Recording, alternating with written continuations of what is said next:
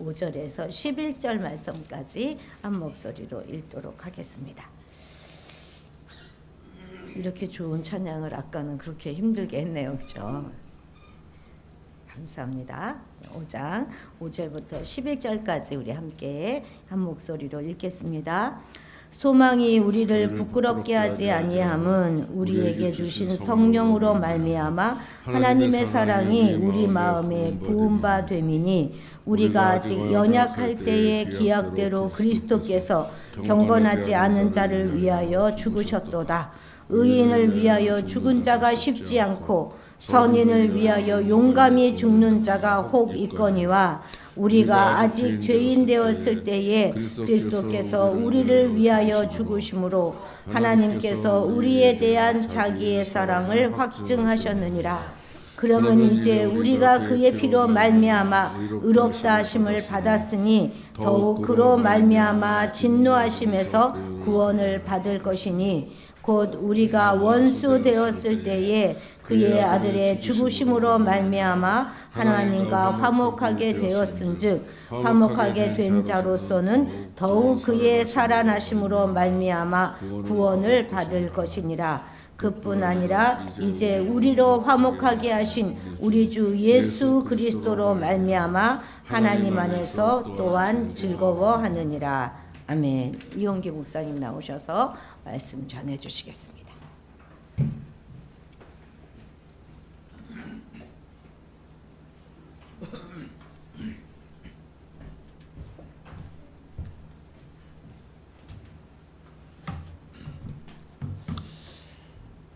잠깐 기도하겠습니다. 사랑의 아버지 하나님, 항상 저희들을 지켜주시고 인도하심을 감사합니다. 오늘도 귀한 시간 저희들에게 허락하여 주셔서 주님 말씀을 듣길 원하고 있습니다. 전하는 자나 듣는 자나 한 마음 한 뜻이 되어서 귀한 주님의 말씀을 통해 은혜 받을 수 있도록 인도하여 주시옵소서. 감사하며 예수님 이름 받들어서 기도했습니다. 아멘.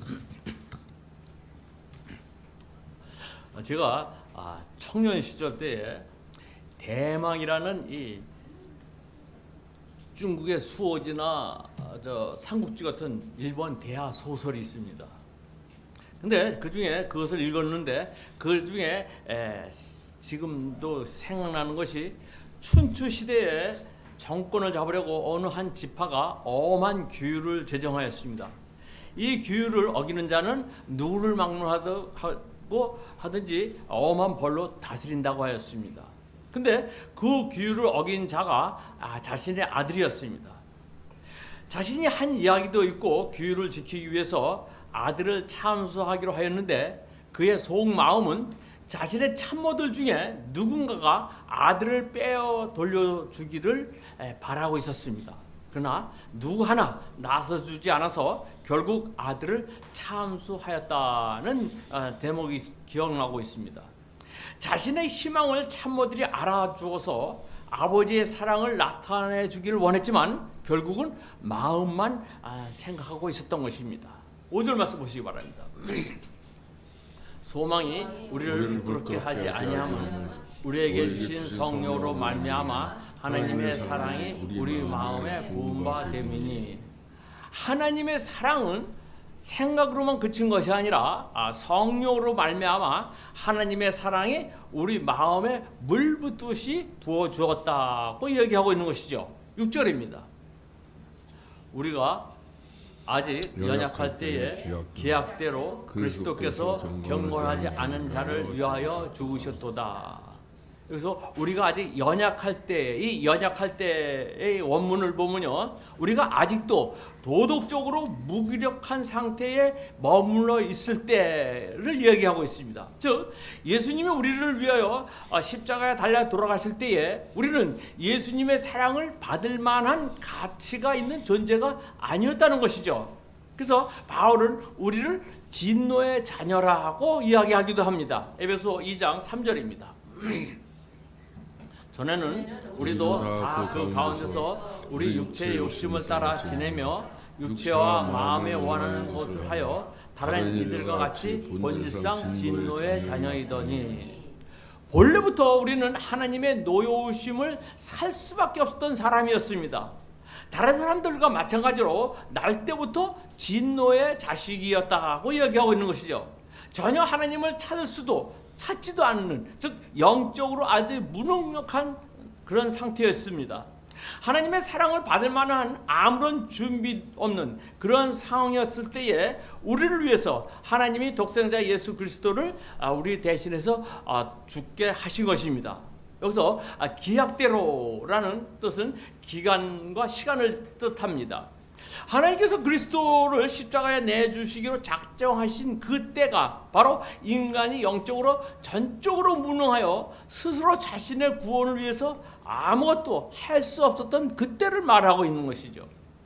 자신의 힘으로는 연약함에서 죄인의 상태에서 경건치 못한 상태에서 결코 벗어날 수 없는, 자신은 스스로 어떤 구원의 조건들이 하나도 없는 무능력한 그지없는 그런 상황에서 하나님께서는 예수님을 십자가에 달려 돌아가셔 내주시기로 작정하신 것입니다.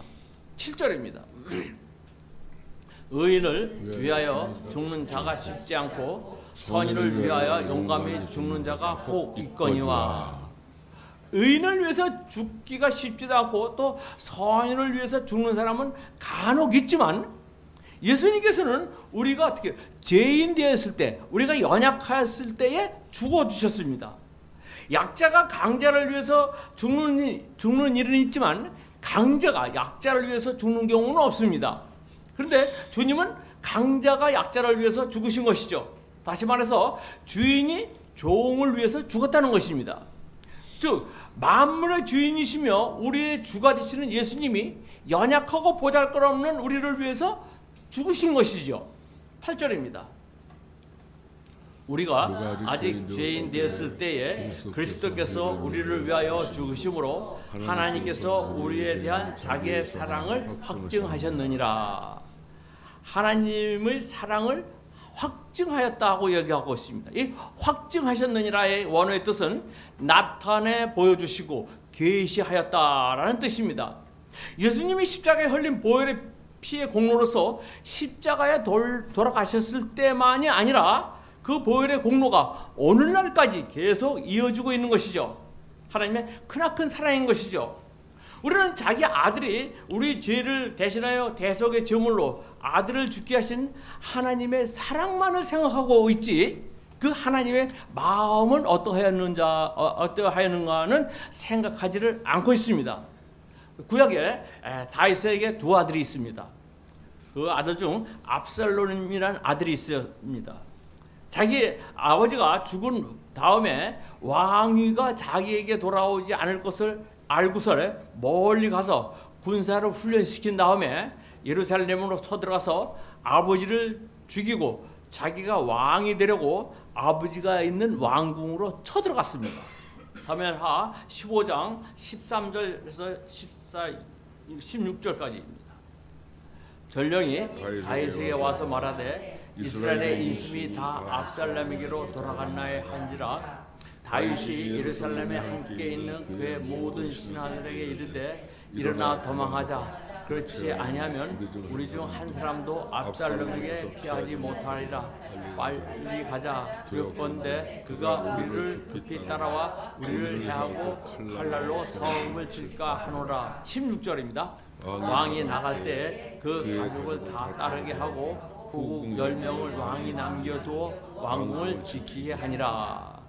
다윗이 그의 가족들을 데리고 도망을 갔습니다. 그리고 도망을 가면서 쫓아온 군인들을 다 모아서 정료를 가다듬은 다음에 다시 반격을 준비합니다. 그때 반격을 준비하면서 다윗이 명령을 합니다. 5절입니다. 왕이 요압과 아비새와 이때에게 명령하여 이르되 나를 위하여 젊은 압살롬을 노골이 대우하라 하니 왕이 압살롬을 위하여 모든 군 지휘관에게 명령할 때에 백성이 다 들으니라. 못된 아들이지만 잘 선대해 주어라. 즉 무엇입니까? 죽이지 마라, 죽이지는 말라는 뜻이죠. 싸우다 보니까 압살롬 군대가 지고 반격하는 다윗의 군대가 이겼습니다. 9절 10절입니다. 압살롬이 다윗의 아들과 마주치니라. 압살롬이 노새를 탔는데 그 노새가 큰 상수리 나무 아래로 지날 때에 압살롬의 머리가 그 상수리 나무에 걸림에 그가 공중과 그 땅 사이에 달리고 그가 탔던 노새는 그 아래로 빠져간지라. 10절입니다. 한 사람이 보고 요압에게 알려 이르되 내가 보니 압살롬이 상수리 나무에 달렸더라 하니, 즉 압살롬이 나귀를 타고 도망가다가 그의 머리가 상수리 나무에 걸려 매달리게 되었습니다. 그것을 요압 군인이 알려줬죠. 14, 15절입니다. 요압이 이르되 나는 너와 같이 지체할 수 없다 하고 손에 작은 창 셋을 가지고 가서 상수리 나무 가운데 아직 살아있는 압살롬의 심장을 찌르니 요압의 무기를 든 청년 10명이 압살롬을 에워싸고 쳐 죽이니라. 결국 아버지를 죽이려 했던 압살롬은 자신이 죽게 되었습니다. 다윗이 이 아들이 죽은 소식을 듣고 어떠한 반응을 보입니까? 사무엘하 18장 33절입니다. 왕의 마음이 심히 아파 문 위층에 올라가서 문이라. 그가 올라갈 때에 말하기를 내 아들 압살롬아 내 아들 압살롬아 차라리 내가 너를 대신하여 죽었다면 압살롬 내 아들아 내 아들아 하였더라. 자기를 죽이려 했던 못된 아들을 2번씩이나 연달아 부릅니다. 내 아들 압살롬아 내 아들 압살롬아 연거푸 부르면서 차라리 내가 너를 대신하여 죽었더라면 하면서 자기를 죽이려던 아들의 죽음을 슬퍼하고 있습니다. 그런데 하물며 자기 외아들 독생자인 예수님을 아예 세상의 죄인들을 위해서 죽으라고 보내신 하나님의 사랑을 무엇이라고 표현할 수 있겠습니까? 다윗의 심정과 같이 비교한다면 하늘에서 울고 계시지 않았을까라는 생각을 하는 것이죠. 그러므로 하나님의 아픔과 사랑, 하나님이 하늘에서 울고 있을 그 사랑으로 인해서 우리는 너무나 큰 하나님의 사랑을 받고 있는 것입니다. 우리가 연약할 때에, 하나님과 관계없이 살 때에, 아직 우리가 죄인된 삶으로 살 때에 하나님이 보내주신 하나님의 아들 그리스도께서 우리를 위해서 죽으신 것이죠. 하나님이 얼마나 우리를 사랑하였던 것을 우리는 알 수 있는 순간인 것입니다. 9절입니다. 이제 우리가 그의 피로 말미암아 의롭다 하심을 받았으니 더욱 그로 말미암아 진노하시면서 구원을 받을 것이니, 구원을 받을 것이니 우리의 소망의 완성입니다.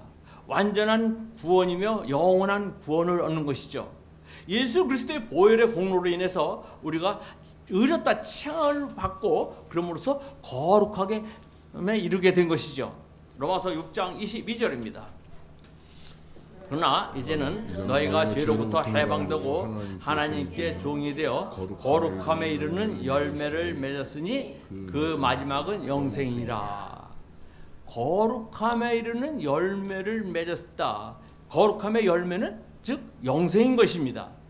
영생이라 하는 것은 무엇을 얘기합니까? 영원히 죽지 않는 것을 얘기하는 것이죠. 영생은 천국에만 있는 것이 아니죠. 지옥에서도 영원히 죽지 않습니다. 천국에서도 오래 살고 지옥에서도 영원히 고통 가운데 사는 것입니다. 문제는 천국에 가는 사람, 즉 하나님으로부터 의롭다 함을 입은 사람들은 하나님과 함께 영원히 사는 것이죠. 이것을 우리가 구원이라고 얘기합니다. 구원 얻은 사람들만이 천국에 들어갈 수 있는 것이죠. 반면에 지옥에 가는 사람도 있습니다. 지옥에 가는 사람도 영원히 고통 속에 살아갑니다. 그러나 하나님과 상관없는 삶이죠. 하나님이 없는 곳에 온갖 고난과 고통 가운데서 영원히 죽지 않고 고통 가운데서 살아가고 있습니다. 하지만 우리들에게는 천국에 대한 소망, 구원에 대한 소망이 어땠어요? 그로 인해서 우리는 부끄럽지 않고 오히려 축복인 것이죠. 5절입니다.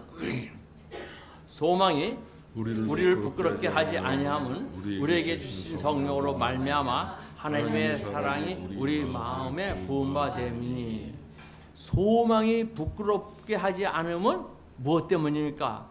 구원에 대한 소망 때문에 우리는 절대로 부끄러워하지 않는 것입니다. 그래서 예수 믿는 것이 누구에게 떳떳하지 부끄러워한 그러한 것이 아닌 것이죠. 예수님이 십자가에 달려 보혈의 피를 흘리시기 이전에 우리와 하나님과의 관계는 어떤 관계였습니까? 10절 말씀 보시기 바랍니다. 곧 우리가 원수 되었을 때에 그 아들의 죽으심으로 말미암아 하나님과 화목하게 되었은즉 화목하게 된 자로서는 더욱 그의 살아나심으로 말미암아 구원을 받을 것이니라. 하나님과 우리와의 관계는 즉 원수 관계였습니다. 근데 그 원수 관계였을 때에 그의 아들이 죽으심으로, 즉 예수님의 돌아가심으로 인해서 그 보혈의 공로로서 우리가 하나님과 화목하게 된 것이죠. 즉 하나님과 죄인된 인간에 화목할 수 있게 된 근거는 예수님을 통해서였습니다. 그것을 우리는 예수님의 의롭다함을 받았던, 즉 예수님의 의롭다함을 받은 칭의에 의해서인 것이죠.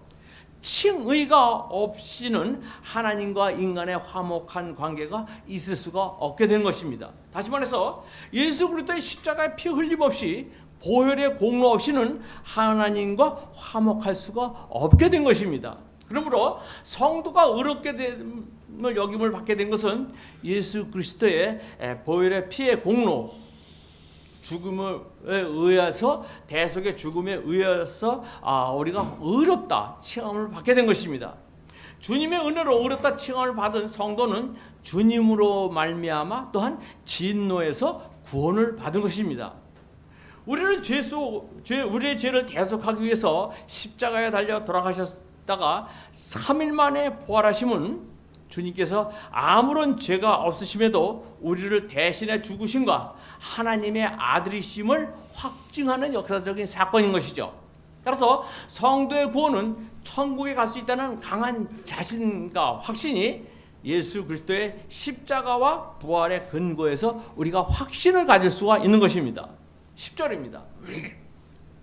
곧 우리가 원수 되었을 때 그 아들의 죽으심으로 말미암아 하나님과 화목하게 되었은즉 화목하게 된 자로서는 더욱 그의 살아나심으로 말미암아 구원을 받을 것이니라. 더욱 그의 살아나심으로 구원을 받을 것임이라. 그리스도의 죽음보다 그리스도의 부활이 죄인된 인간의 구원과 화목에 있어서 더 확실한 보증이 되는 말씀인 것이죠. 부활하심으로써 하나님의 아들로 인정이 되었고 하나님의 후사가 되었던 것이죠. 칭의와 화목, 그리고 구원은 인간의 공로나 업적과는 상관없이 오직 하나님의 아들의 죽으심, 즉 예수 그리스도의 보혈에 피 흘려주신 결과, 또한 부활로 말미암은 것입니다. 11절 말씀입니다. 그뿐 아니라 이제 우리로 화목하게 하신 우리 주 예수 그리스도로 말미암아 하나님 안에서 또한 즐거워하느니라. 우리가 하나님 안에서 즐거워야 하는 이유는 죄로 인해서 죽을 수밖에 없었던 우리들이 그리스도의 십자가에 돌아가심으로 말미암아 믿음으로 의롭다 하심을 얻었고, 또한 그로 인해서 하나님과 화목하게 되었음을 이야기하고 있습니다. 또한 영생을 소유하게 되었으니까 정말로 기뻐할 것은 당연한 것입니다. 그러나 우리의 신앙이라는 것은 항상 기뻐하고 즐거워하는 일만 있는 것이 아니죠. 때로는 실망하고 낭망하며 좌절할 때가 있습니다. 그것은 우리의 원하는 소망이 아닌 것이죠. 로마서 8장 24절 25절입니다. 우리가 소망으로 구원을 얻었을 때 보이는 소망이 아니니 보는 것을 누가 바라리요. 만일 우리가 보지 못하는 것을 바라면 참으로 기다릴지니라. 당장 예수님을 믿고 구원받은 표가 우리에게 명백히 드러난다 하면은 또 예수 믿음으로써 모든 것이 만사형통된다면 얼마나 좋겠습니까? 그러나 오히려 예수 믿고 나서 더욱더 큰 시련과 고난이 닥칠 때 실망하고 낭망하며 좌절하면서 더 나아가 자신의 구원을 의심하기까지 합니다. 그러나 하나님의 약속의 말씀을 신뢰하며 보이지 않는 소망을 바라볼 때에 우리는 참으로 믿고 기다릴 그런 것이 우리의 신앙의 도리인 것입니다. 저 자신의 이렇게 이 말씀을 주면서 이렇게 들어봤을 때 하나님의 당권 역사심으로 신학을 하고 목회 사역을 하였지만 정말로 시련의 연속이었습니다. 소망이 없어 보였습니다. 그래도 끝까지 하나님의 뜻을 바라며 인내하면서 생활할 때에 오늘 이 자리에서 말씀을 전하게 되는 자리까지 하나님이 인도해 주셨던 것입니다. 제가 감사한 것은 오늘 본문의 말씀을 준비하면서 하나님의 사랑을 다시 한번 깨우침을 받았다는 것입니다. 신학교 다닐 때부터 이 로마서를 많이 읽었지만 이렇게 깊게 알지는 못했습니다. 그러나 끝까지 인내하는 결과 이 자리를 통해서 하나님의 깊은 뜻을 다시 한번 알게 되었던 것입니다. 그거에 대해서 우리가 참고 기다릴 때에 하나님께서는 분명히 좋은 결과를 우리에게 주신다는 것을 우리는 다시 한번 깨닫게 된 것입니다. 여러분이나 저나 소망이 없는 지금 삶을 살고 있습니까? 아니죠. 우리는 하늘나라의 소망을 바라보면서 그 소망 가운데 살아갑니다. 그러나 우리의 생활 속에서 어렵고 힘든 일이 있다 하더라도 끝까지 하나님의 주신 말씀을 신뢰하면서 하나님 앞에 나갈 때에 하나님께서 더 좋은 것으로 갚아주시는 것을 믿고 하나님께 영광 돌리는 여러분과 저가 되기를 주님의 이름으로 축원을 드립니다. 기도하겠습니다. 하나님 아버지, 우리가 아직 죄인 되었을 때 예수님의 십자가 보혈의 공로로 영생의 축복을 받게 됨을 감사합니다. 주님께서 우리를 얼마나 사랑하시고 어떻게 사랑하시는지 성령을 통해서 확인해 주시고 더욱더 하나님의 사랑을 깨닫는 삶이 될 수 있도록 저희들을 인도하여 주시옵소서. 예수님 이름 받들어서 기도했습니다.